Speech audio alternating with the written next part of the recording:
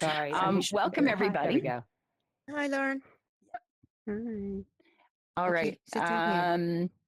Ready to go? Yeah. Ready. Okay. All right. Well, today is Wednesday, May 29th, the last XR Women for May. It'll be June by Saturday. So just giving everybody a reality check there that the month is almost gone. But today is going to be a great day. We're going to have Dr. Shannon Putman here with us today, and we're super excited to hear her journey of building large-scale immersive virtual reality environments, and she's going to take us on a quick journey as well. So be ready for that. But before we get started with Shannon, we've got a few slides to share with you. So Karen, if you can advance the slides, as I know you're going to be working on those today. And maybe before we get started, just so everybody knows, we are recording, so your avatar voice and text messages may be shared publicly. We have added another short little piece in here of best practice, and it's about avatar etiquette. So we do know that we've got the space, we've got stages, for our presenters. Just be mindful of your avatar behaviors, and sometimes you can't control them. We get that, and everybody's new to being represented as a digital avatar in the space. But just please be mindful of where your avatar does roam, especially in front of the stage. People are actually looking at the presentation. So just try and act like you would in a regular space, right? You wouldn't walk right in front of the stage or the presenter while they were talking. So just kind of acknowledging that. And please mute if you're not speaking. Just we get a lot of feedback sometimes from people who do have their mics on. So we just need to make sure we control that. Please respect our speakers' opinions, which don't necessarily reflect those of XR Women or leadership. And please raise your hand to ask any questions. And then the bigger mission here is to make sure you connect with others and collaborate and help make the future better for everyone in this technology. Next slide, please. So welcome. Is there anybody new here to XR Women? If you'd like to raise your hand and take a minute to open up to the group and introduce yourself. Is there anybody here? I don't, if you can either do the raise hand or open up your mic and say, hey, I'm new. I know we have at least one or two new people here today, so please speak up. I'm new, Ines, so I'm not Great, sure. Welcome. Welcome. How did, please tell us about yourself. Take a minute and just do a quick introduction. Well, Ines O'Donovan. I'm living in France. I have a magazine, Genessima magazine, that helps women to slow aging, live longer, stay healthy. And I came to here because I'm not sure if one of you was there too. I composed a song for women and for longevity, and basically that song got me to come here. Oh, wonderful. Oh, I didn't remember know that. it. Maybe we can chat about that afterwards. We'd love to hear that. Yeah, thank you so much for joining. Thank you. Is there anybody else here that's new that would like to introduce themselves? No? Okay. Well, let's keep the show going. Next slide, please, Karen. All right. This is a quick little slide that I put together. And one of the focuses that I'd love to keep doing and make this a tradition within our events that we do weekly. And it's putting wellness first. And we talked a little bit about this over the past couple of weeks and, little bits here and there.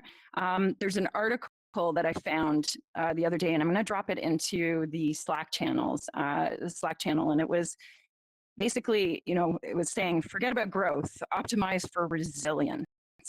And I thought the article was really interesting on, just building up your resilience to the coping mechanisms that we need on a daily basis. And, and as this the kind of tags into what you were saying as well, but really having the perseverance in your life to manage and cope with certain things that we deal with on the daily basis. And I myself am trying to practice these things on a daily basis to be able to build up my core strength to deal with everything from dealing with certain people to dealing with situations to dealing with updates of technology, new technology, transformations, that sort of thing. So, every day I personally do a gratitude journal. I practice deep breathing when I do get stressful, and I add yoga to my day. I truly believe that life goal planning helps manifest positivity in your life, and it sets yourself up for the mindset to deal with everything that we're dealing with on a daily basis. So this is something that I really would love to engage in more conversations, whether it's on stage here or, together, talking about what does everybody do to build up the resilience in their life to manage the day-to-day. And I'll leave that with you, but I really hope that you start to practice these things. If anybody has any questions, I'm happy to engage with you on that. A quick little story.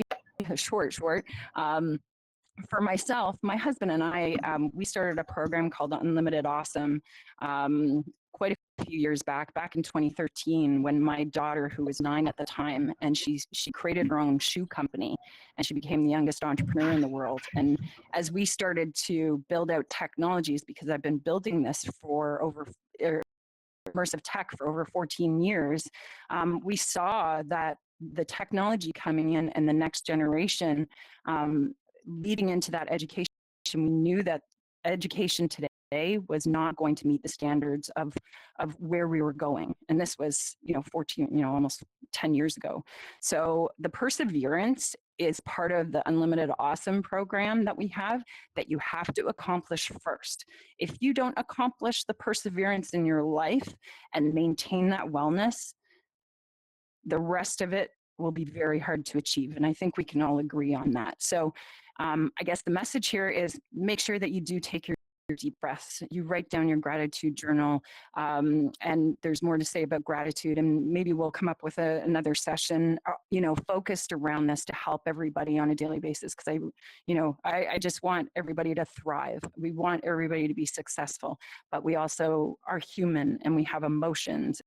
And, there are things in our life that we need to deal with, and building those coping mechanisms right now as we are entering this stage of exponential growth is so important.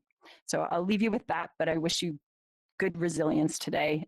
And please look into some of these resources for your own well-being. All right, Karen, let's move on to the next one. The XR Women community is growing, and we've been doing this for 3.5 years now. Today is 100 and what are we at? 173. Dr. Shannon Putman's event is 173. So we're looking for sponsors or donations just to keep this mission going. We have quite a large footprint. We have over 1,000 women in our community globally that have registered to be part of our membership. And membership is free. If you made your way in here, you're an XR Women or an XR Woman ally if you're a male. We want to keep this mission going to inspire and educate every week. All of you. So if there's anybody that is interested or knows of companies that are interested in sponsoring, or if you'd like to make a donation, there's access on our website that you can do that there. And it keeps everything that we're doing on a weekly basis in motion. And we want to continue that mission. Next slide, please, Karen. All right. And one of the ways that we're supporting our community is with our XR Women merch. We do have a merch store, and you can get everything from a coffee cup to a bag to a sweater, t-shirt. There's backpacks, really cool backpacks, actually. I found out after I had ordered my shirt for AWE. This is a way that you can support our community. And I think the next slide, Karen, has some of the ally merch that we do have. So if you're an ally and would like to support, there's shirt. Yeah, there you go. We even have hats and all sorts of things. So, and a very, very small portion of this comes back to our administration to pay for some of the smaller services and systems that we put into play to be able to support ourselves every week. So, next slide, please. Sorry, I can't remember which one's next. Oh, the business showcase. So I know some of you are new here, and if you haven't been yet, we do have our business showcase. This was the spatial computing showcase that we built in January. It features 9 women-led spatial computing companies. This space is open 24/7. You do not need any of us to be there when you do enter. This is a huge opportunity for 2 purposes. Number one, to see the businesses out there that are being run currently and have been, in operation, all providing different applications of spatial computing business services. And also, it's a huge opportunity to bring classrooms of students in to help them learn about what types of businesses are of the future. And so I encourage you all to attend. You just go into the Engage menu, join a session, and the code is MRGPL. You can remember it by thinking Margie Purple. But take a look in there, visit it, and then you can also see who else is in our community. And if you're bringing in students, great. They're going to learn about the community and the businesses that are basically setting the path for the future. Next slide, please, Karen. All right, for our next week, next week, oh, it looks like our slide didn't update for next week.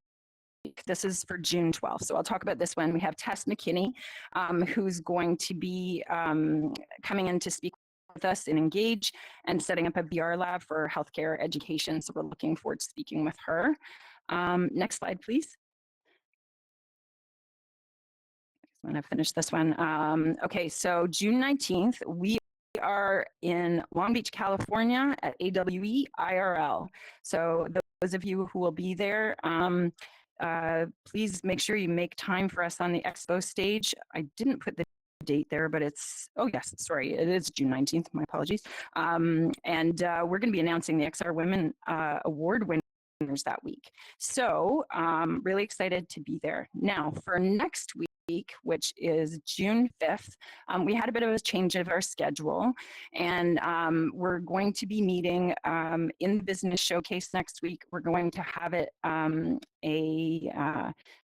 basically a networking session, but for myself, one of the purposes I think I would love to do this is to just kind of get the agenda for myself down pat before I get to Long Beach, California. So this event next week, June 5th, will kind of be another prep session for AWE, but also a networking session. So I hope you all return next week. It'll be very informal, but our networking sessions seem to be some of the best because you always meet somebody and that you've never met before, and you always learn something new. So, Julie, I'm sorry to interrupt you. Yeah. Julie, could you tell them about the discount, the 30% discount for AWE? The discount code is 24 XR Women D for discount. It's 30% off the AWE tickets to AWE. Thanks, Karen. Yeah, that's great. So any of you that have not decided that you would like to go, and there is a code there. So, okay, I think that's it for our slides, and I think it's time to move on to our next to our presenter. There we go. All right. So, Dr. Shannon Putman, as you make your way towards the stage, I am going to actually read a little bit of an intro, unless Karen, you would like to. I'm giving you the opportunity if you would like. Karen's okay, I will try. Things going on, so.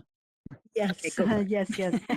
Okay, and yeah, I'm super excited to have Shannon speaking to us here today because we have a connection. Shannon Putman, PhD, is the founder and owner of Putman XR Consulting, which focuses on using the most bleeding edge technology to improve instruction. And Shannon, Putman XR Consulting believes that quality instruction transcends subject matter and age. So they don't focus on a specific field or content, but on improving performance across all disciplines. And this includes educational classrooms, athletic fields, and industry. And they have been partnering with the Kentucky Department of Education on a groundbreaking initiative. It's the country's largest school district-led VR deployment. So Dr. Shannon Putman, who is an esteemed special education teacher and VR expert with over a decade of experience.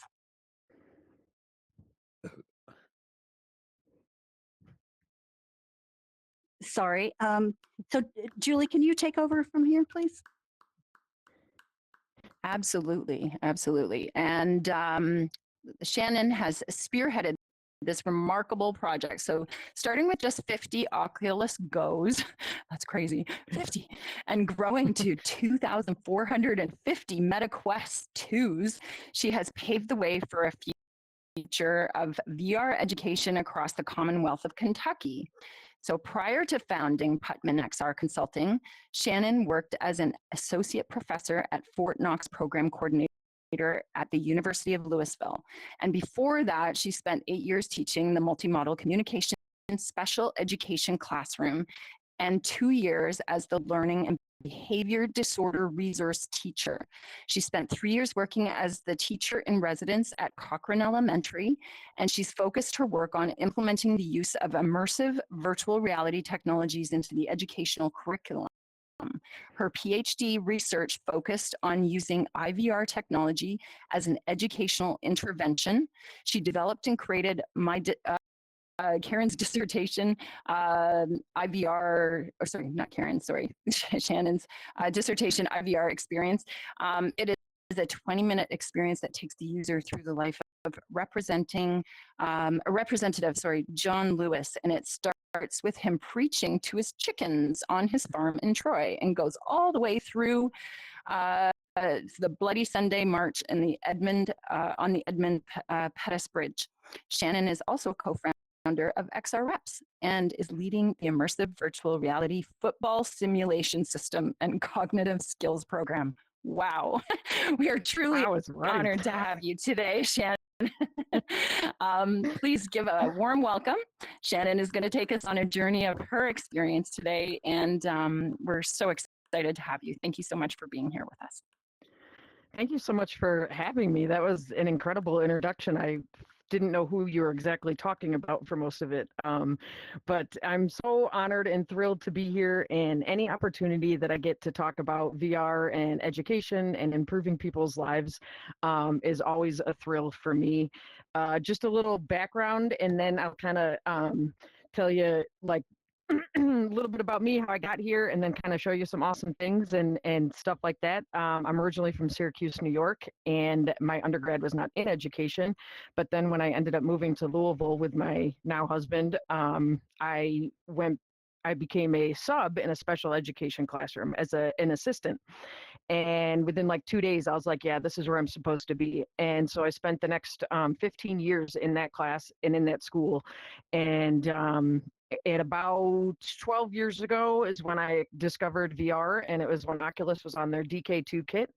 And I was like, yeah, this is absolutely going to change the world. And I don't say that lightly.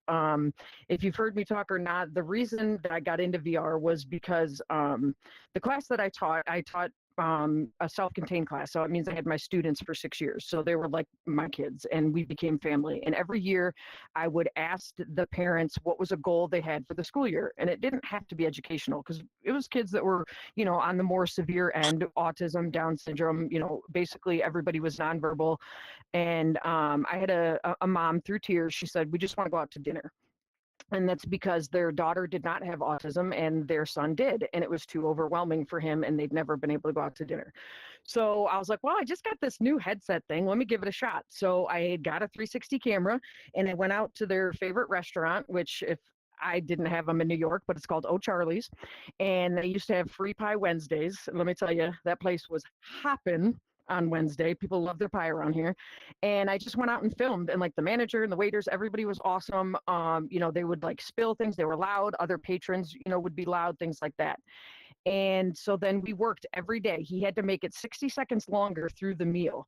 And by the end of 6 months, they made it, and he went out to dinner, and he lasted an hour and 13 minutes. And so right then I was like, yep, this is it. This is what I'm meant to do. This is what I'm meant to use to get there. And I've been invested in VR ever since. That took me to opening up the first VR lab in a school in Kentucky, and that's when I had the 50 Oculus Goes. And then I switched to HTC Vive Focus Plus back when Facebook Meta acquired Oculus, and you had to have a Facebook account because we all know all that with schools and everything. We don't need to get into all that, but then one of the school district that I worked for was called Jefferson County Public Schools, JCPS for short. And they're the 28th largest school district in the country. And I got them to invest about $400,000 in VR. And so they purchased 150 Vive Focus Pluses and then 2 flame trainers. And I don't know if you've ever seen those, but they are a professional firefighting simulation system. They're unbelievable. And they put them at their 2 fire science academies. So we are able to currently run students and actually put them in the middle of a fire safely, and then they can practice and actually learn and understand, is this something I really want to do? This is what it's really like. The local fire departments are using it, and they're using them to recruit and also for oxygen breathing training. They saved over $300,000 the first year just on oxygen tanks alone. And then from there, I went to U of L and I finished up my PhD, and that brought me to this current opportunity with the Kentucky Department of Education. Because people ask me, oh, well, how did you get it done? And I'm like, this was actually a project 12 years in the making. I've been working towards this pretty much my entire adult life. And as they said, we deployed 2,450 quests across 33 schools in 32 different counties in the Commonwealth of Kentucky. Each location, they're all high school, and the first part of the project is career tech ed focused. And so each location got 70 headsets. And then I have physically gone to every single location and trained them on initial training. The only person pretty much supporting the project is your girl here. You're looking at her. So it's been quite the year, but I'm excited now because now I get to actually do some more things as far as networking. I will be at AWE. So if anybody's going to be there and would like to chat, I would love that. I could do some conferences. I can get more involved with XR Women because for the last year, I've been pretty much just running around the whole state, but it's been worth it. And to also mention that dissertation experience that I created the entire experience inside Engage. I don't have any programming knowledge. I don't have any coding knowledge. I did finish the Unity rollerball activity and then I stopped. I was like, yep, that's it. So it is absolutely possible to create anytime in VR. And so that's what I'm going to show you guys is a simple, fun, when I say simple, there are air quotes there because nothing's ever simple with technology, but a simple kind of introductory lesson that I love to do with people who maybe are new to VR, new to Engage with my students just because they're bored. And my whole theory on education has always been this, like, I never change the way my students learn. I change the way I teach. And it's my job as a teacher to figure out how my students learn. And once I do that, it's also my job to figure out how I can make that content accessible for what is going to be the most effective for them.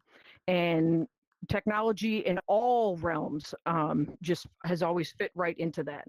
So my biggest thing with teachers and what I try to tell them, like, I love us. We're a fantastic group. However, and if anybody has ever taught in the classroom, somebody is absolutely going to come to mind when I give you this analogy of teachers. And I tell you this because all of this had to be thought about for this project, because the difference in large-scale VR adoption from what I've seen in initiatives that have been successful and others that haven't, that's when you go back a year later and it's sitting on the shelf because they didn't know what to do or whatever, is that I don't focus on the content.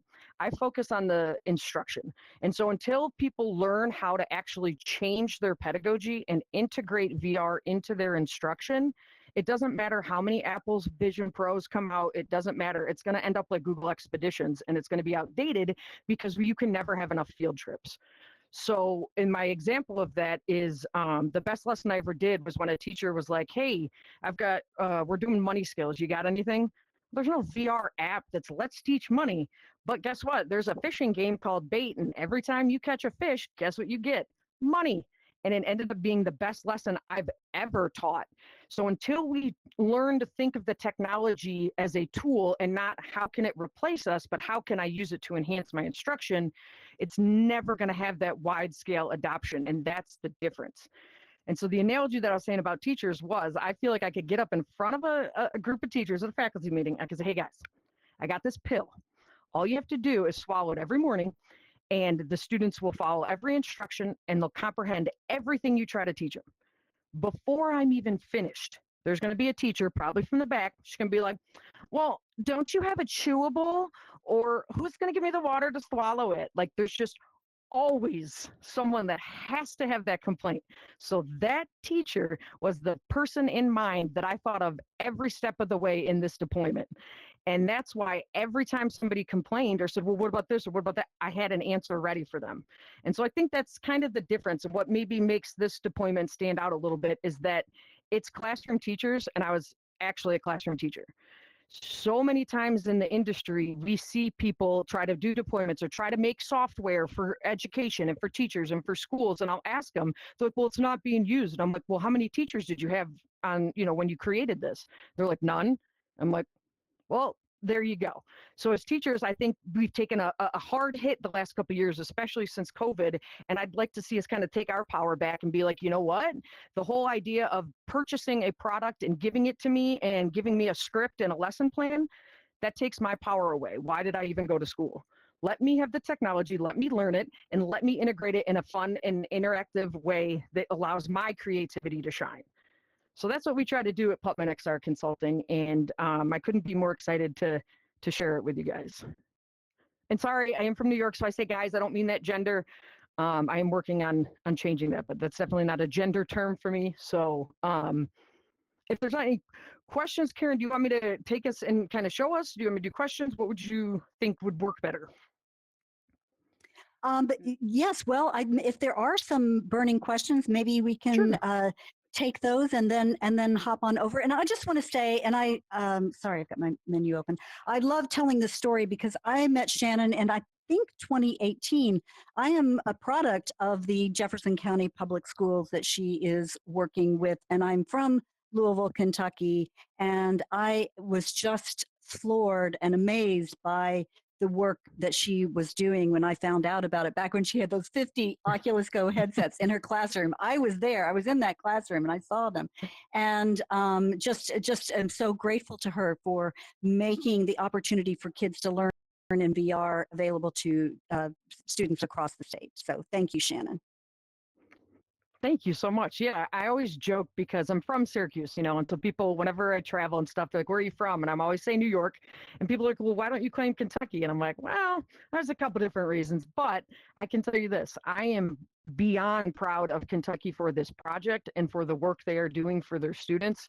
So I will always rep Kentucky in this project. And then speaking of JCPS, I do have another project that I can't officially announce yet, but we hopefully will be seeing another 900 headsets in Jefferson County. So and that's going to focus specifically on reducing the number of suspensions for minority students with a diagnosed disability, which is exactly what I did for 14 years and what I love.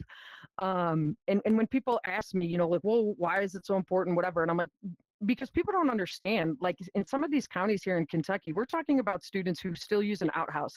They don't have running water, and it's 2024, and they have to save up to go to McDonald's. And when they eat inside, that's their sit-down meal. So I'm like, they deserve this technology because they're not going to get it. They're never going to have the chance to have it unless we can bring it to them. And there's this other thing about VR. We were talking earlier before the session about how it kind of just brings people together and it's just exciting.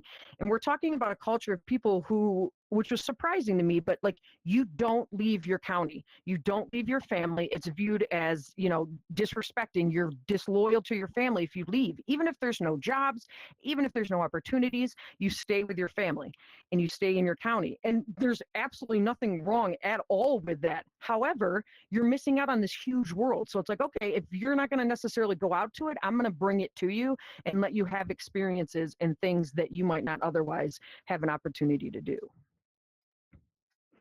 So I'll go ahead and leave it up to some questions before, and I'm just going to show you kind of a small little quick fun thing to do and engage, but I'm happy to continue to chat. And if anybody's sorry if you heard that, that's my beagle. She's upset that she's not getting attention right now.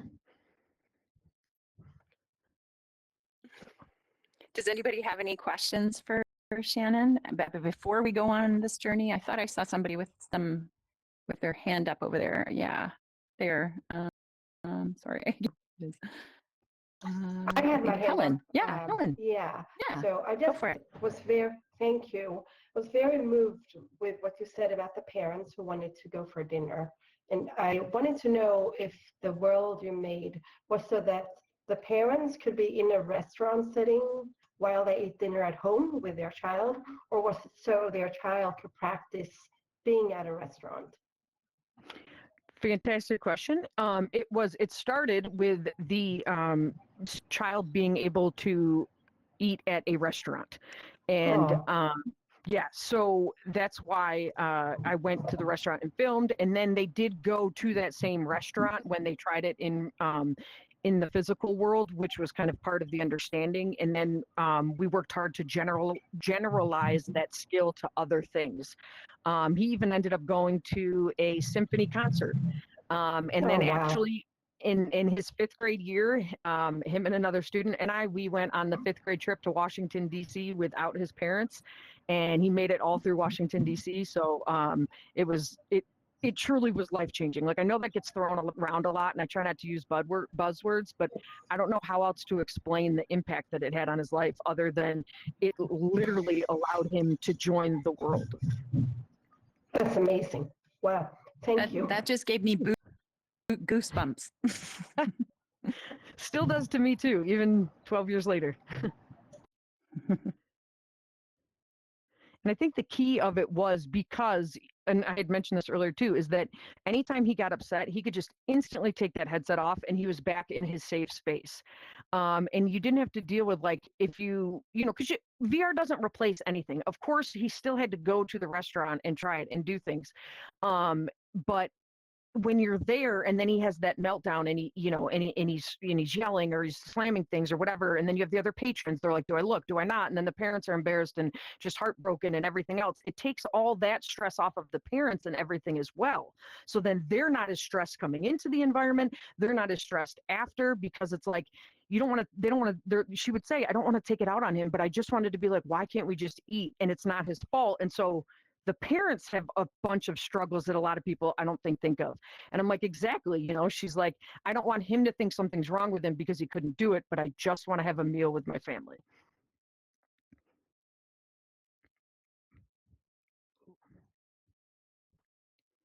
Amazing. Does anybody else have any other questions?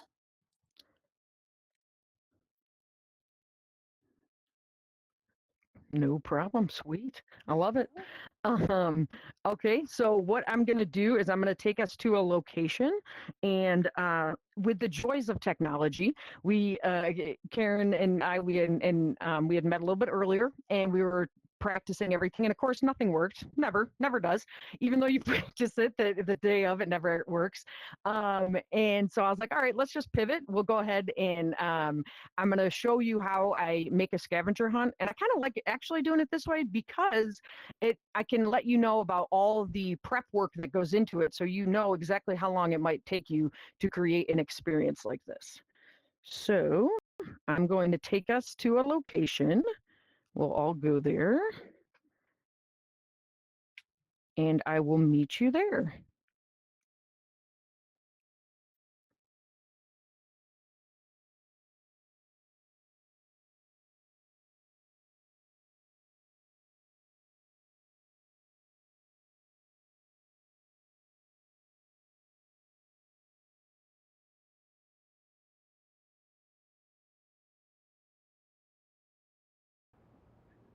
for everybody to get me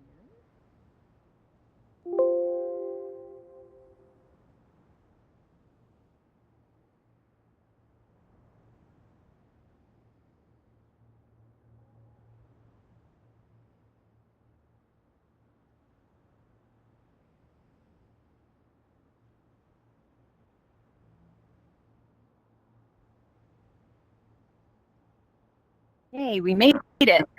Woo! All right. So, welcome everybody.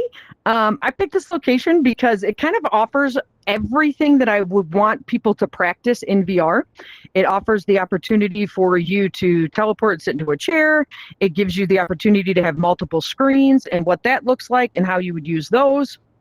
And then it's also got other things that we'll go explore, and I'll show you some cool things and how you can practice everything. So this is really a great space. So it kind of goes back to the thing, like you look at the space and you're like, oh, it's like businessy, you know, whatever. But kids love it, and it's another thing of there doesn't have to be an app for that. Think differently. Like this is a fun place for a scavenger hunt, even though it doesn't look like it on the surface. So the first thing I did was I have a sticky note, and I like to use sticky notes for the clues, and it says begin your adventure under the spotlight. So typically what I do, when I already had it ready, it's like, okay, great. So now people have to look around and find the spotlight. And so there's the two ways you can, you know, traverse the virtual environment. You can teleport, or you can use your smooth movement. And if you've never used smooth movement, you should stick to teleporting because it might be a little uneasy on your body. And when you want, go ahead and follow me down the stairs, and I'll show you where the spotlight normally is and how to do that.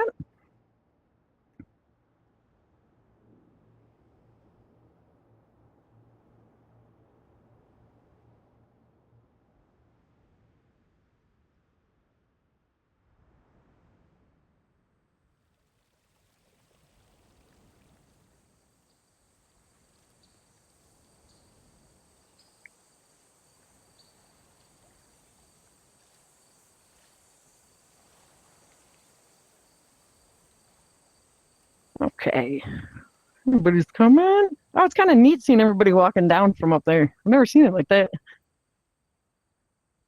That's cool.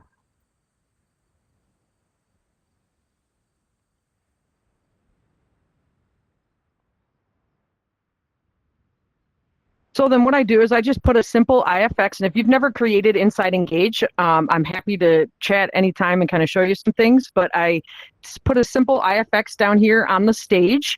So when it's like, oh, your adventure begins under the spotlight. So this is here going, and then it's like you find the spotlight. Okay, so cool, you travel down here, and then there'll be another sticky note. And the reason I like to kind of show you this process is if anybody has or has not made a sticky note, you actually have to like type it out. And that's what I think is still the clunky thing in VR that even Apple hasn't quite figured out, but they will, is how to type in VR. So it still can be a little time consuming. And so it's always good to think about that. And you can lock your sticky note or not. I like to lock it just in case as an extra security measure. And so then the first clue that I gave you involved something visual. And then the second clue says, you look a little stressed. Falling water is very relaxing. So now I like to go with something auditory. It's also visual, but it's an auditory feature that I like to show people. So does anybody have a guess where that might be? And if you don't, it's okay. That's why I'm here. I don't know how. We got 20 minutes, so I don't know how intensive to make it. But if you want to follow me, and the nice thing too, as a host, is you can summon people, which is great, because when I did this and I had some students that wandered off or anything like that, I was able to summon them to wherever I wanted them to be. And so then when I come over here to this beautiful sitting area, you can actually hear the falling water.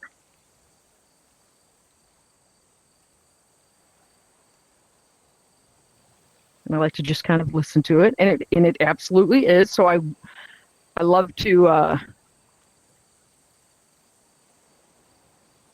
include as many of the as many of the senses and everything that I can, because that's what VR allows us to do. And I know, because especially as a special ed teacher, representation and accessibility is the single most important thing to me. And I've taught every type of student in VR, including completely deaf students. And that's why I like to have every sense and every aspect actually represented. And this, with the movement of the falling water, I can show them the visual. And so it's amazing to see. They'll actually like walk up and try to like feel the water and want to feel it like running and everything. So don't think that there's any type of student that can't use VR. So then I like to get a little cheeky. And so then this next one, even though Post-its can't really be turned, which is annoying, I'll put it like there so they can see it. So it says, do not throw your back out with that corn. Now, being from New York, I had never played cornhole, and cornhole meant something completely and totally different to me. So when I moved to Kentucky and somebody said, hey, do you want to play cornhole? I was like, excuse me? But now that I know what a popular, wonderful game it is, then I like to have this aspect because the first one was visual, the second one was auditory, and this third one is interactive. So what I like to do is, what I usually do is I write on the board, because then it's another skill that I get to show people. And the question that I usually say is I give a little thing and I say, you have to score the total in order to get your next clue. And I just did this because it's easy, and I would usually write that up on the board because I like to show off all the different features and functionality that people can use inside Engage, because they might not even know everything that's available in here. So obviously 10 minus 1, so you have to score that. So I would come over to the cornhole. Now granted, it's a little hard to throw them, but you have to pick it up. Oh, and then you have to actually score. So this involves not only interacting with a virtual object, but then picking it up and throwing it, see, and then you might get frustrated because you can't get it. And trust me, the kids do, and some will not give up. Are you kidding me? Embarrassing too. I consider myself an athlete. My goodness. All right. Hey, so then I would have the clue pop up. Now, I could either pop the clue up myself, or I could already have it pre-built. Since, again, there were some technical issues, I didn't have it pre-built, but I can absolutely give it to you. And this will bring us to our last location in here. And so, and I like to kind of show you how I actually integrate all the academics. I'm going to put that one over there because I forgot I was facing the wrong way for us to read it. There we go. Let me do it again. That's another great thing to think about. I was facing the wrong way, so I had to turn around. So there's all these little things that can happen in VR that people don't think about, and you wouldn't. Like, that wouldn't be something you would think about unless you're actually in here doing it and playing with it. And so I think that's what happens to teachers and kind of any user, but especially teachers. Like, that'll happen and they'll get frustrated. And so then they're like, okay, well, what do I do? My students can't read, the Post-it. Should I, and they kind of just like panic. And so that's why they need that continued support in order to ensure a successful implementation. So the 12th president of the U.S. is waiting to explain himself to you. So if you look around, and I did this, and again, I love this location for this reason. So far, most everybody has been using smooth movement, but we've also had teleporting in there as well. But if you look across the little water there, that is the expo hall. Hence the expo lane himself. Yes, I am incredibly witty, and you love it. But it's also a significant distance away. So this gives everybody the chance to practice teleporting if you have not. That's where you hold down on the button, and that beam comes out, and boom, you get to teleport all the way over to the expo center. And then what would typically be here waiting for you is this.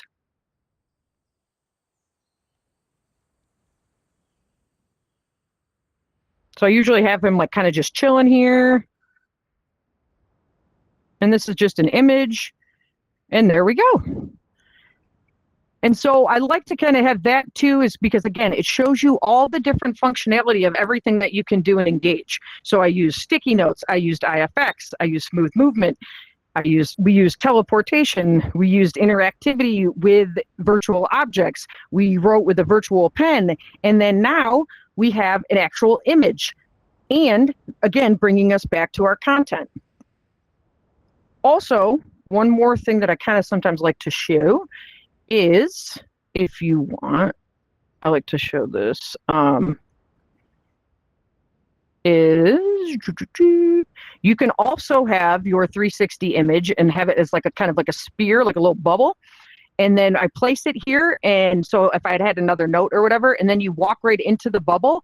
And when you go inside of it, you're actually in the 360 image, so that it kind of takes you away from the virtual environment and puts you in a real physical environment.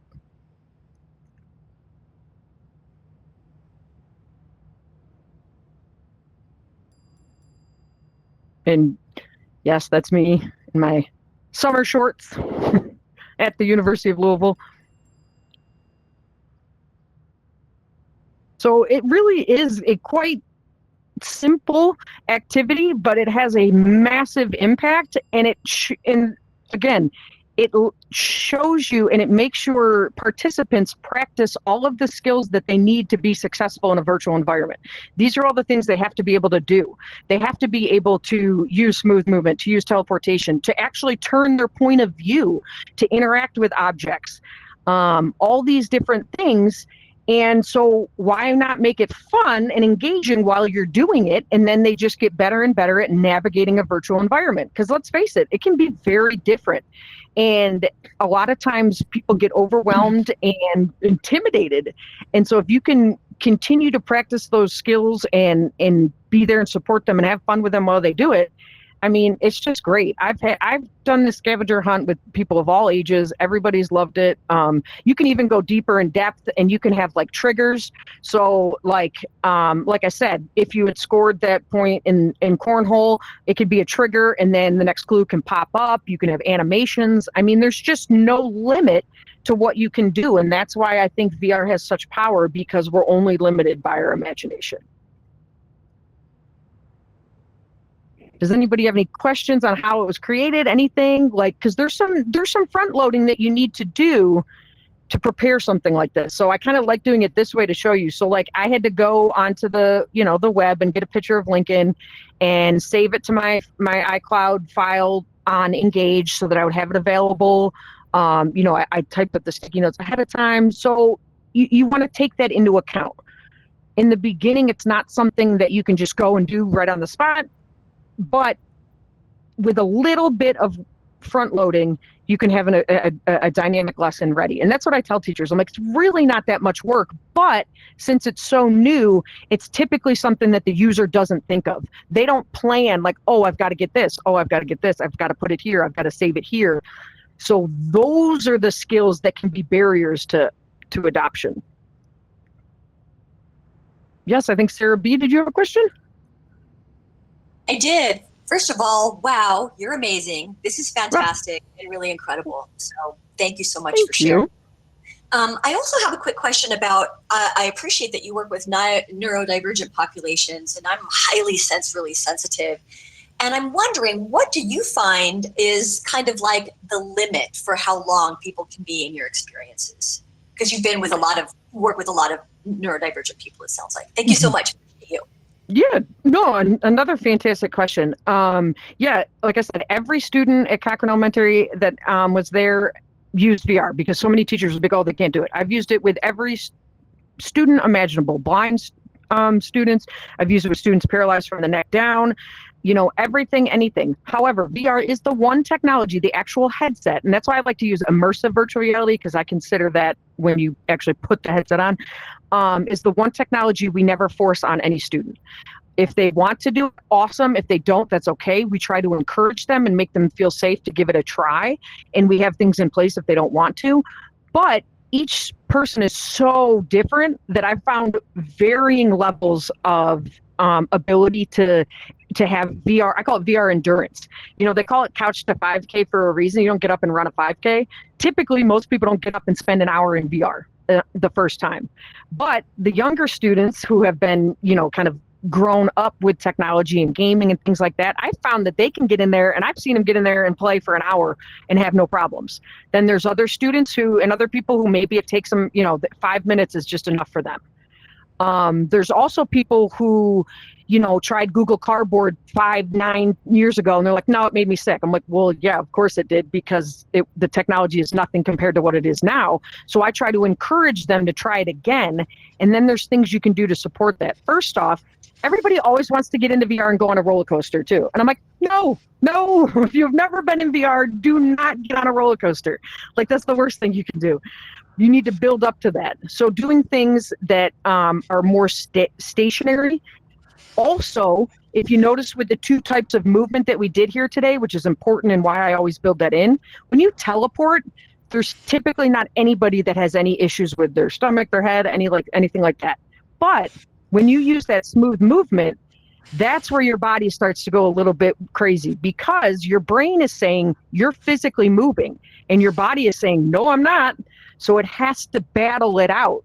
And that's the endurance you need to build up, is that feeling of I'm moving, no, I'm not, I'm moving, no, I'm not. And that's where I see a lot of students, especially if they're neurodivergent. Some of them, they love it, because that vestibular system gets engaged and it's all that, self-stimulation type feeling. Others are like, nope, can't do it. Thank you. Appreciate that. Mm-hmm. I have a question as well. Yeah. Hi, my name is Laura, and I'm curious about, you talked about, you put an incredible amount of energy enabling people across Kentucky to use this, all these kids in classrooms, and now you're getting a new program. So I'm wondering how you feel about the scalability of this. Are you going to get to the point where you hand it over to teachers, to other teachers, and what are your challenges with doing that? Man, that's a great question, Laura. Nice to meet you. Thank you.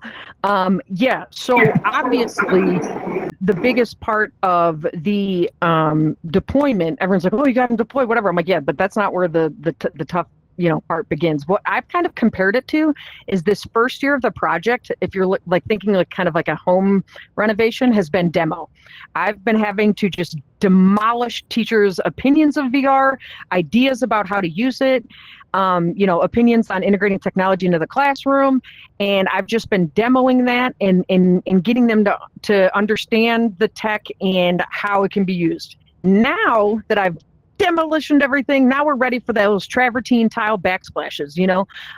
We've already have professional developments planned for July and August, where we're getting everybody together and we're doing different things. And so now we're all prepping coming into the fall for those teachers and having lessons already planned and built, whether that's inside Engage or using other things. And so continuing to support them through this next school year. Granted, I don't think it necessarily would have to take that long, but just the timing of when our headsets were deployed, they got delivered to schools the week before Thanksgiving. And then if anybody's ever been in a school, okay, so then they get them, but then between Thanksgiving and Christmas, no. So then we come back from Christmas break, winter break, and that's when we really hit hard with training and everything. Then we had spring break, and after spring break, it's just testing. So it was great to get everybody in and stuff like that. But now the real work begins. Now they understand they have it. They've done some research. They've gotten to explore it. They've used it. And so now we're working into the fall where it's really going to be full-on implementation across the board. We've had some districts that have just skyrocketed and some that have struggled, and that's expected.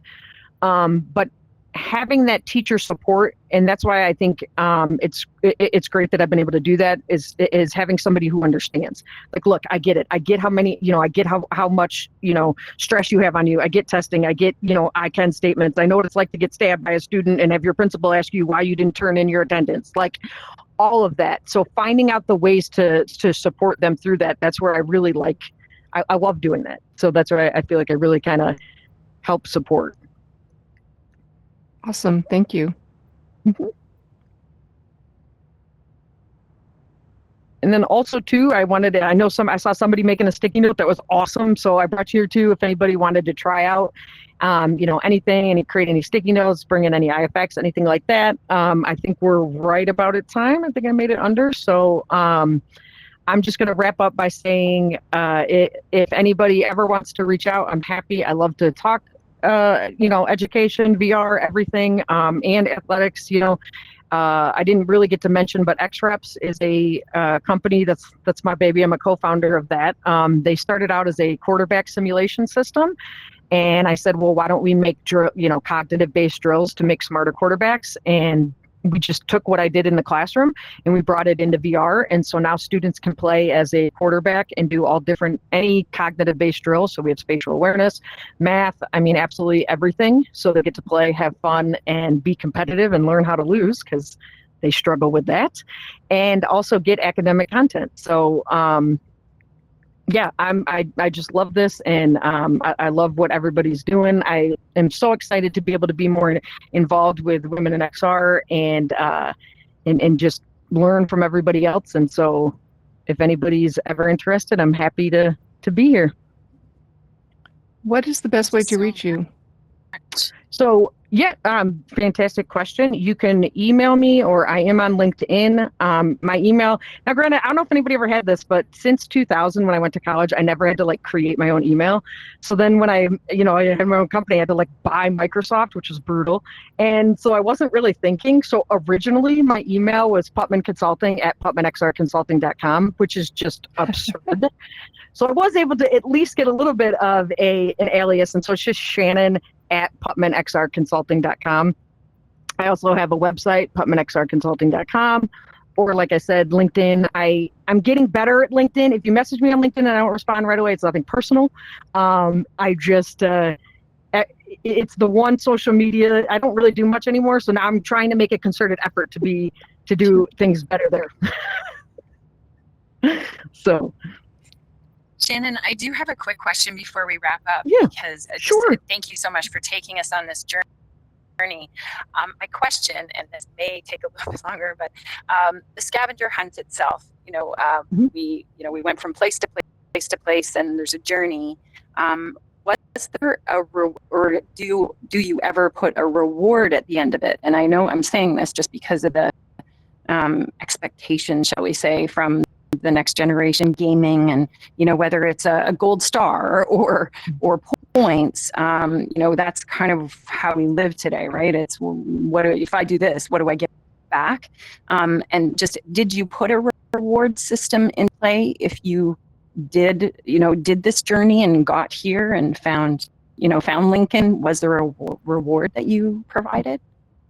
No, that's a great question too. It all depends on the situation. So just like with my instruction, I've done varying different things. A lot of the times we do the scavenger hunt and nobody even asks because they just had fun doing it. And so it was like, when we get done with the lesson, I was like, okay, well, you could have literally just sat here and had to read about Lincoln and listen to me talk about Lincoln, or we did the scavenger hunt. They're like, yeah, and it was great. And I got to be in VR and I did all these things.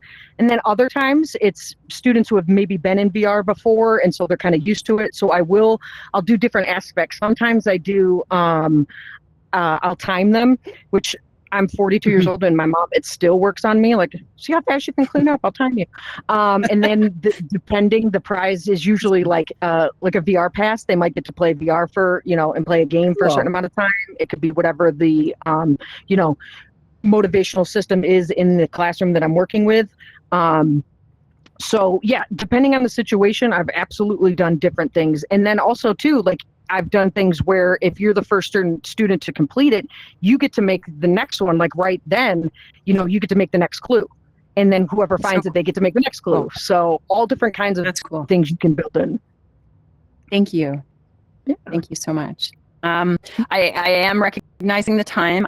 It's 1:01 for anybody who's got a meeting at 1:00 Eastern. But thank you so much, Shannon. I'm not sure what your timing's like if you wish to stay behind, but maybe we'll formally close today's event just to make sure everybody stays on schedule. And thank you so much for sharing your journey and teaching all of us, just from a different perspective. So thank you so much. Thank you. Yeah, thank you for having me. Yeah, Thank you. wonderful. Thank you. Thank you. So nice. Mhm. Great presentation. And Shannon, I'm not sure how much Thank time you you. have.